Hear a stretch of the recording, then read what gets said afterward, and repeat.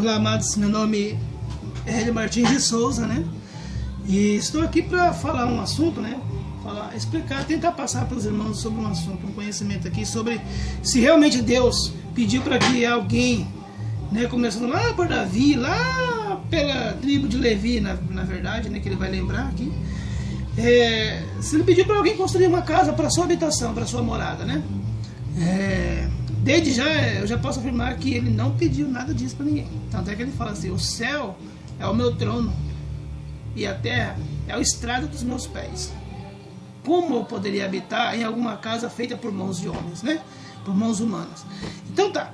Bom, eu fiz essa pergunta para um pastor amigo meu, um pastor que eu gosto muito dele, amo muito a vida dele. Ele é um grande homem do Criador para mim. Gente, nota 10. Né? Mas ele falou que a pergunta que eu fiz foi uma pergunta besta, uma pergunta boba, uma pergunta idiota, imbecil. Mas eu vou responder para ele, tá? Porque ele deu para mim uma resposta que não ficou legal, né? Mas vamos lá. Bom, nós vamos ler aqui 2 Samuel capítulo 7, tá? Eu não vou dar muita ênfase para epígrafes, tá, irmão? Que tá escrito aqui tipo um cabeçalho. Isso aí eu não vou ler não, tá? Isso aí muitas das vezes nem tá certo com a história.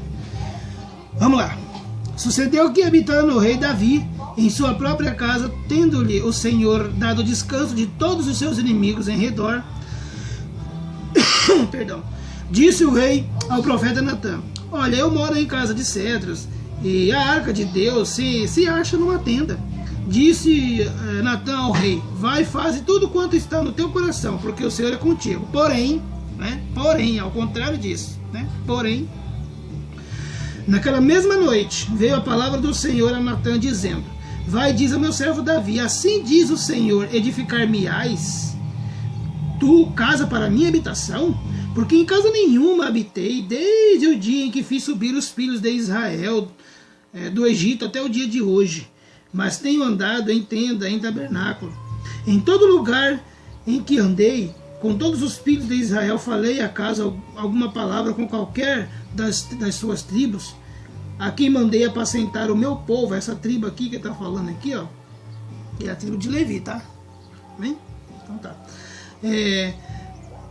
Em todo lugar que andei com todos os filhos de Israel, falei acaso alguma palavra com qualquer das suas tribos, a quem mandei apacentar o meu povo de Israel, dizendo: por que não me edificais uma casa de cedro? Agora, pois, assim dirás ao meu servo Davi: assim diz o Senhor dos Exércitos, tomei-te da malhada, detrás das ovelhas, para que fosse príncipe sobre o meu povo, sobre Israel. E fui contigo por onde quer que andaste. Eliminei os teus inimigos diante de ti, e fiz grande o teu nome, como só os grandes têm na terra. Prepararei lugar para o meu povo, para o meu povo, para Israel, e o plantarei para que habite no seu lugar, e não mais seja perturbado, e jamais os filhos da perversidade o aflijam como dantes. Desde o dia em que houve o juízo sobre o meu povo de Israel. Dar-te-ei, porém, descanso de todos os teus inimigos.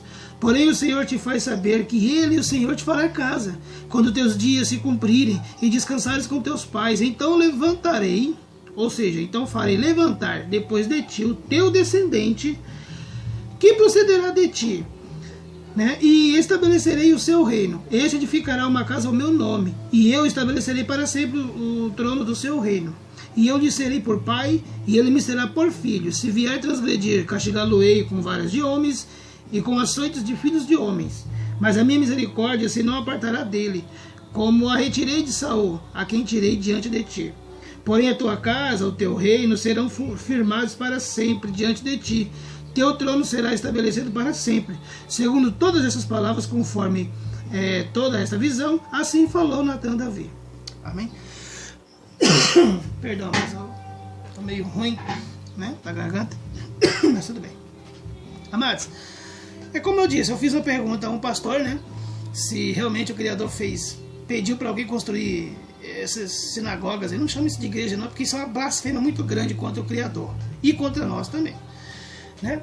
Bom, eu perguntei se o Criador realmente pediu para alguém fazer templo para ele morar, para ele habitar, né, para ele fazer presença ali, para ele estar ali permanente, né? Ou que ele viesse visitar ali, né? Quando tivesse alguém lá. Bom, nós vimos aqui que o rei Davi ele estava descansando no teu palácio de cedro, né? Aquela coisa toda linda, maravilhosa, que era a tecnologia da época, né? Que era aquela coisa mais avançada da época, né? Bom, nós vimos também que o Davi teve um sentimento amoroso, tal, de compaixão, de fazer algo de bom para Deus, né? Para o Senhor, para o Criador. Mas aí o profeta Natan olhou, vendo aquilo e ouvindo aquilo, também, né, sentiu no seu coração algum ego e falou para ele, né? Tomou a frente do Criador, vamos dizer assim, né, como ele era profeta, falou assim: vai e faz o que está no teu coração, porque o Senhor é contigo. Mas porém, naquela mesma noite, o Criador veio a Natan e disse para Natan, né?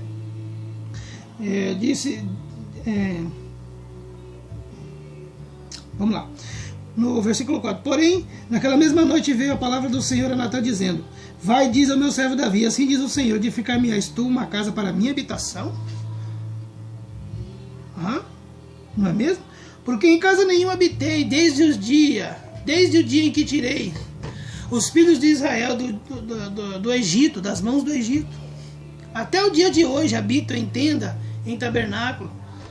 Por acaso eu falei para alguma daquelas tribos, né? Vamos dizer assim, vamos ser bem claros. Por acaso eu falei para a tribo de Levi, que essa tribo é que foi a tribo separada para cuidar dos serviços sagrados, das coisas, né? Separada do Criador, né?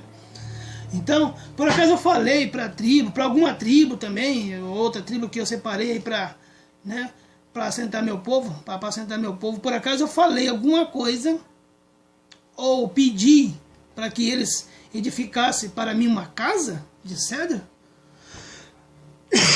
Não. Né? Vai lá e fala para Davi que eu tirei ele, né, de trás da malhada, de trás também das ovelhas. Ele era pastor de ovelha. Vai lá e fala para Davi que quem fez ele como grande fui eu. O nome dele é grande, como só os grandes na terra, mas fui eu que fiz isso. Praticamente o Criador falou isso para Natan, né? Aí, vamos lá para o versículo 11. Desde o dia em que mandei houvesse juízo sobre o meu povo de Israel, né? Tá. Dar-te-ei, porém, descanso de todos os teus inimigos. O Senhor, né, também o Senhor te faz saber que Ele, o Senhor, te fará casa. Ou seja, o Criador falou para Natan, né, passar tudo isso para Davi. E o profeta Natan veio e falou para Davi: também o Senhor te faz saber que Ele vai fazer casa para você. Ele vai levantar uma casa para você, e não você. No versículo 12: quando teus dias se cumprirem e você descansar com teus pais, né? Depois que você morrer, eu levantarei um que procederá depois de ti, o teu descendente, e eu estabelecerei o seu reino. Ou seja, depois que Davi morresse, o Criador ia levantar, depois da morte de Davi, um descendente dele, que procederia da sua linhagem, né, para edificar a casa. E o Criador iria, vamos dizer assim, o Criador iria também estabelecer o seu reino, firmar o seu reino. Ou seja, esse descendente, né,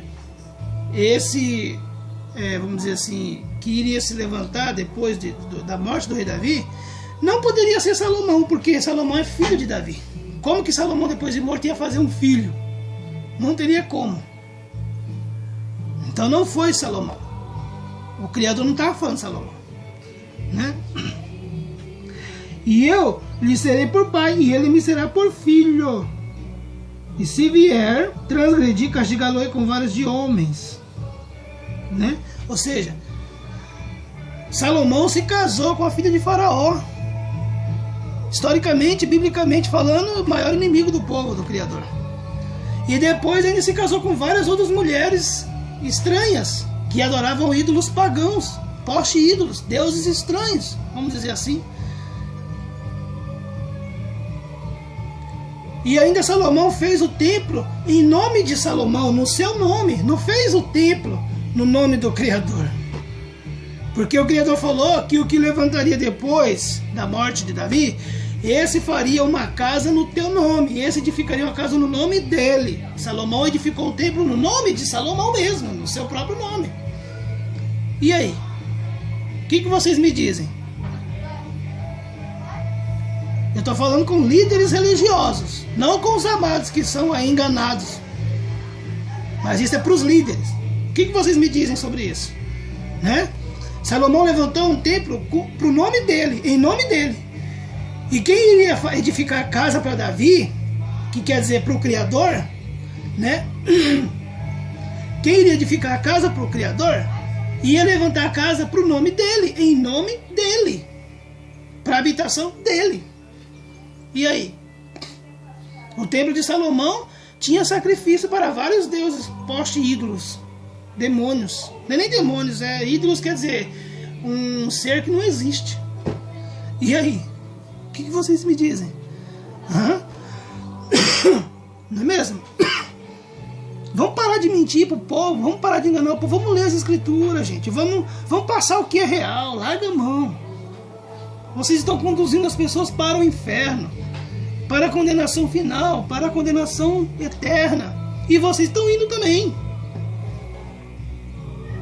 né? Olha só. Eu lhe serei por pai, ele me será por filho. Aonde que Salomão teve o Criador por pai? E o Criador não teve ele por filho. E tem mais uma, Davi mentiu quando falou lá em frente dos seus súditos. Chamou Salomão e falou assim: vem cá, meu filho, olha aqui, pessoal. Deus falou diretamente comigo que meu filho ia fazer a casa para o Senhor. Não, mentira. Tá aqui, ó. O Criador falou primeiro pro profeta Natan. E aí o profeta Natan falou com Davi, porque naquela época o Criador não falava com o rei, com quem estava no comando. Falava com o profeta que cuidava do rei.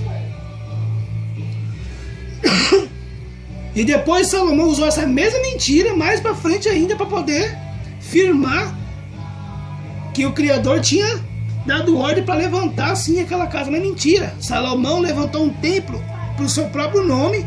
E também o Deus de Salomão habitava em nuvem espessa, como está escrito. O que quer dizer nuvem espessa? Quer dizer assim, escuridão, trevas. O Deus de Salomão habitava em trevas, e realmente eu acredito. Amados, pesquisem, busquem conhecimento. Não vai sendo guiado como o cordeiro mudo de cabeça baixa, direto para o matadouro, não. Não acredita em tudo, não, que esse povo vai falando, não. Não acredita em mim também, não. Vai pesquisar, vai ler. Mas eu te afirmo com toda certeza, e tem mais lugares aqui pra gente ler, que fala que o Criador não habita em templos feitos por mãos de homens. Isso é uma blasfêmia muito grande. Nós somos o verdadeiro templo dele, ele habita em nós. Ele mora em nós, não precisa ficar sendo feito de bobo. Vem aqui receber a visita do Espírito Santo. Rapaz, o Espírito Santo habita dentro de você eternamente, ninguém tira. Quando você dá lado para as coisas do Pai Celestial, ele se manifesta, ele começa a abrir a sua mente, ele vem cear com você. Está escrito a porta e bate, se alguém abrir, entrarei, estarei com ele comigo. O que é cear? É você receber do próprio Espírito do Criador tudo aquilo que você tem que saber. E vocês dois vão comendo, vão mastigando junto ali. É o que está acontecendo aqui agora, é isso. O Salvador chamou essas igrejas que tem aí, hoje em dia, e também as igrejas antepassadas, porque isso aí tudo vem em uma sequência, tudo é descendente, pastor é descendente dos sacerdotes, dos anciões do povo, né, dos principais anciões. Os pastores são descendentes daquele que comprou a vida do Salvador por 30 moedas de prata. Eles são descendentes desses camaradas aí. E aí? A mesma pregação daquele povo é a pregação de hoje. Vamos abrir nossa mente, vamos pensar, vamos ler devagar, com calma. Amém, amados? Então fica aí a resposta, tá aí. O Criador não permitiu nem Davi nem Salomão, mas ele estava falando do Salvador, porque o Salvador ele trouxe o Salvador com a ideia que Davi teve. Davi teve uma ideia boa. Só que essa ideia o Criador já tinha faz tempo. E ele enviou o Salvador com essa ideia. Por isso o Salvador veio na linhagem de Davi, porque veio com a mesma ideia. Não quer dizer que tinha o sangue de Davi, não, de maneira nenhuma. Tá bom, amados? Fica na paz do Criador, tá?